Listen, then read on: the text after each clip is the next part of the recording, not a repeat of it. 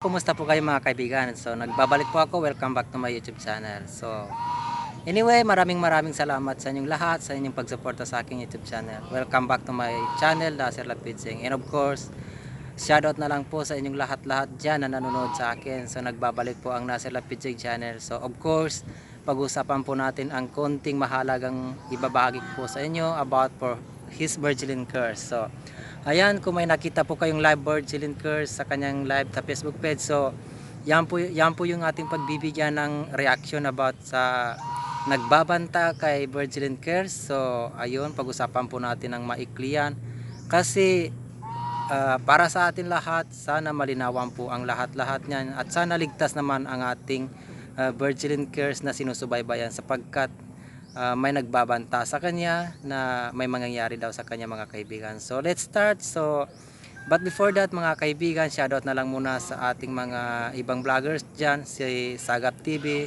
Rans TV, Tekram, Pugong Biyahero, and of course Bal Santos Matubang, Zara's Life, and then si Archie Hilario, Lori Aquino Talita, and then Dongs TV. So ayan po, shoutout po sa inyong lahat mga kaibigan, yung mga tumutulong sa mahirap dyan. So sana welcome back sa akin channel. Sana mapupanood nyo naman ako ngayong araw na ito.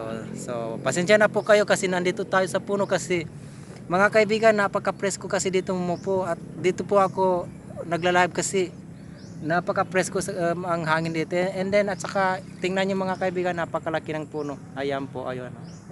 Yan. Sobrang laki ng puno po dito. So preskong presko po, parang mayelo.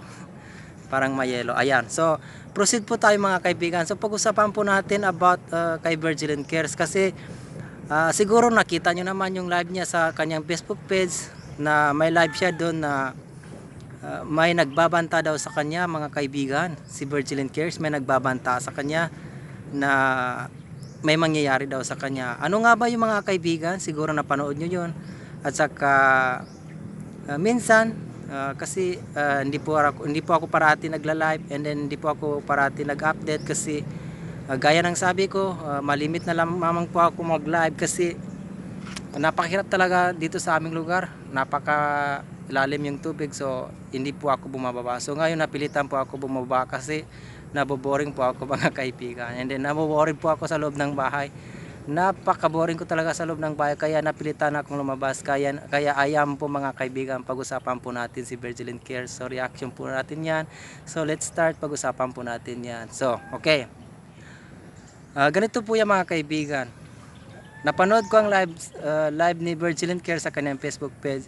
So may isang lalaki doon na nagagalit kasi pinagalitan niya si Virgilin Cares. Ang dahilan po, nandun kasi sa bahay ni Virgilin Cares at sa labas ng bahay ni Virgilin Cares may tricycle po doon na nakaparada po sa gitna or sa lugar ni Virgilin Cares, kung saan nasa harap pa ng gate ni Virgilin Cares.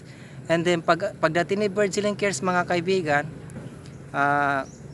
kinuha ni Virgilin Cares yung tricycle at saka ipinaurong niya ng konti doon sa unahan kasi para maka parking area naman si Virgilin Cares sa kanyang motor na sinasakyan. Ayan. So ngayon, nang kausapin ni Virgilin Cares yung pagmamay-ari ng tricycle na nakaparada doon or nakaparking sa harapan ng bahay ni Virgilin Cares, nagalit mga kaibigan yung mamang driver. Pinagsabihan si Virgilin Cares na tarantado ka. And then nagbabanta siya mga kaibigan yung pagmamay-ari ng tricycle. Pinagbabanta niya si Virgilin Cares. Kaya in-upload ni Virgilin Cares yung mga kaibigan. So buti naman kay Virgilin Cares mga kaibigan, gumawa siya ng paraan.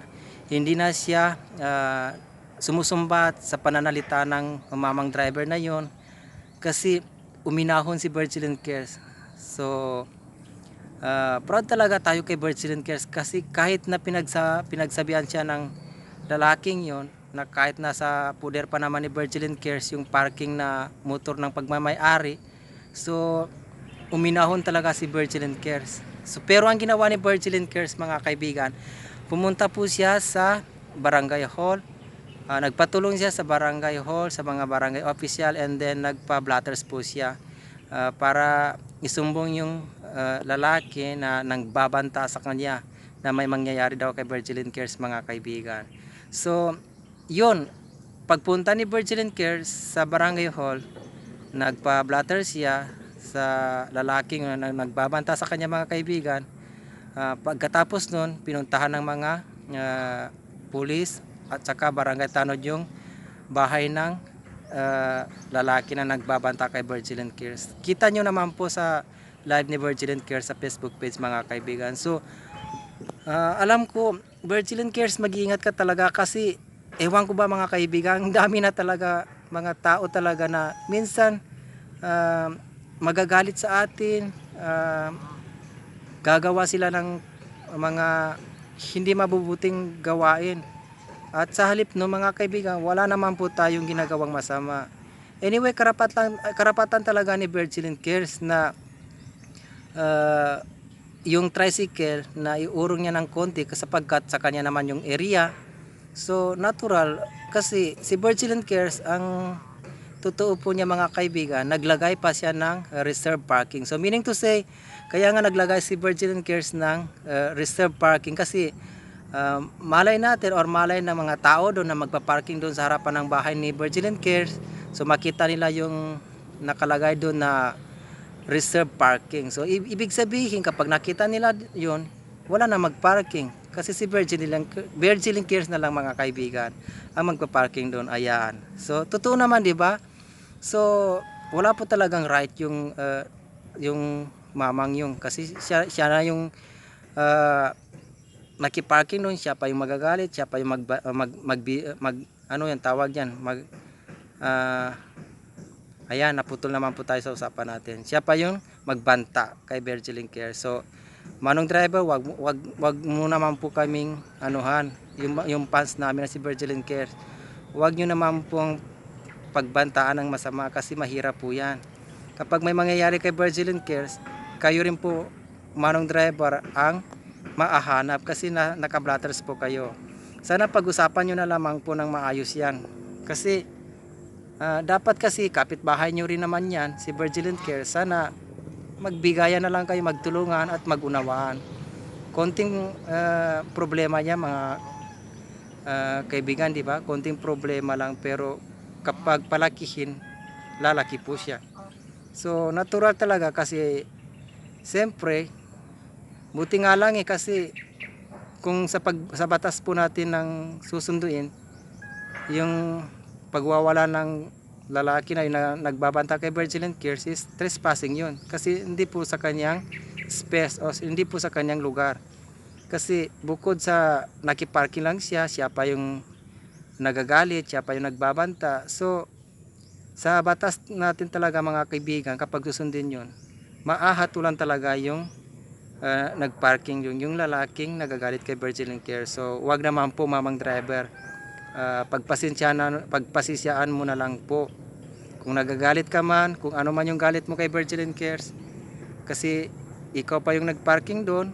Wag ka na pong magalit sa kanya kasi naka-blatters po ang yung pangalan, nag-blatter si Virgilin Cares. So you will settle the case in the proper way mga kaibigan. So yun yung dapat na gawin, di ba? Isi-settle yung mga ganun mga bagay para sa tamang paraan na pag-settle, para hindi po maiwi sa gulo.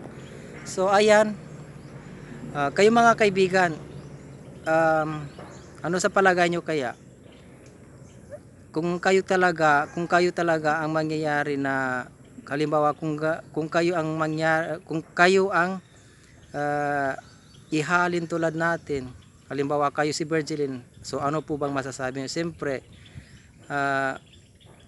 Siyempre ang gagawin niyo talaga, haharapin niyo talaga yung right, di ba? Yung tama. Kasi nasa teritoryo kayo.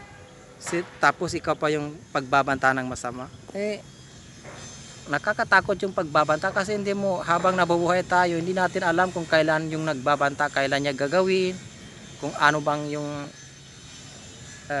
gagawin niya sa atin na binibantangan, di ba mga kaibigan? Ayan, so pagpasensya niya na lang ang inyong kapatid na medyo pitla-pitla ang pagsasalita. Anyway guys, manatanggap ako sa comment ng isa doon, sabi, ikaw talaga, bakit mo ba talaga ginagamit yung pangalan na Salamu Alaikum. Sabi niya, Muslim ka ba? At o di kaya nagmumuslim-muslim ka lang diyan. Sabi ko, bastos talaga ng bunganga ng tao to ah. Kasi Muslim kaibigan yun eh. Kapareho ko Muslim, pero nagsabi siya sa akin na Muslim ka ba or nagmumuslim-muslim ka lang. So masakit. Sabi ko, Muslim ako pero marami akong salita na nalalaman. Kahit ganito yung aking panalita, marami akong nalalaman. Kahit sabi ko, kahit magwawali pa ako sa harapan mo, kaya kong gawin. Eh ikaw kasi yung mukha mo, para ka rin naman mukhang hindi Muslim. Sabi ko, ba't ka namang magsasalita ng ganyan para sa akin? Huwag ka nga mag-comment. So ang ginawa ko mga kaibigan, in-spam ko yung kanyang comment. So ayan, kasi kaparente ko rin yung mga kaibigan. Yung Muslim na yun na nag-comment sa akin sa Facebook page. So ayan, mga kaibigan, good news pala mga kaibigan. Yung Facebook account ko na Salamu Alaikum, so okay na po, na-recover ko na po yung aking Facebook page na Salamu Alaikum. So access na po ako doon. So maraming salamat kasi ay naku mga kaibigan, nahirapan talaga ako kaibigan sa pag-recover kasi pinahirapan ako ng computer services kung paano ko ma-recover. Ang ginawa ng computer services sa akin mga kaibigan, para akong nababaliw kasi minsan sinabi niya, video yourself and then follow the instructions. So sinunod ko yung mga kaibigan. So sabi niya, i-video daw yung sarili ko, mag-turn to left, turn to right, and then yung liig ko medyo pataas. So para ako nabaliw, sunod ako sa instruction ng computer services para sa akin. Kasi kukunin yung actual na mukha ko kung ako talaga yung Salamu Alaikum na Facebook page. So sinunod ko mga kaibigan, and then after no mga kaibigan, in-install ko po yung Facebook Lite kasi hindi na po siya updated, kaya po nagkaroon ng factory po yung aking account na yon. So salamat po kasi na-recover na. So andon, access na po ako sa Salamu Alaikum Facebook page. So maraming salamat po. So and then ayun, sana Virgilin Cares, ingat ka kasi kahit na naka-blatters ka na dyan, huwag ka talagang huwag kang anong tawag niya? Anong tawag siguro ng mga kaibigan? Parang na-absent minded ako mga kaibigan. Minsan kasi yan nga ang sinasabi ng mga followers ko, ito yung gusto nila sa akin kasi yung pananalita ko daw is medyo putol-putol, and then maraming mga design na mga speech dyan na lumalabas sa akin mga, kasi tingnan yung ngipin ko mga kaibigan, oh. Nangingitim kasi, medyo parang matatanggal na mga kaibigan, kaya yung pronunciation ko sa aking pagsasalita is parang may hangin po siya, parang may window. Parang computer po siya na may window po. Kulang na lang kapag matanggal ito mga kaibigan, mag-aya siguro ako kay Parescobia Sigubia, yung Q&A na sumabak sa Miss Q&A sa ano yan, sa programa ni Vice Ganda yun, sa Miss Q&A sa ABS-CBN. So ayun, inuulit ko, Virgilin Cares, mag-ingat ka palagi Virgilin Cares. So kasi binabantaan ka ng lalaki nyo, huwag ka magkumpiyansa sa anuman yung ginagawa mo. Yung pagpalabas mo ng bahay, kapag lumalabas ka, ingat ka talaga. At sana yung kasama mo, dapat andyan sa likod mo para kahit pa paano may makakasama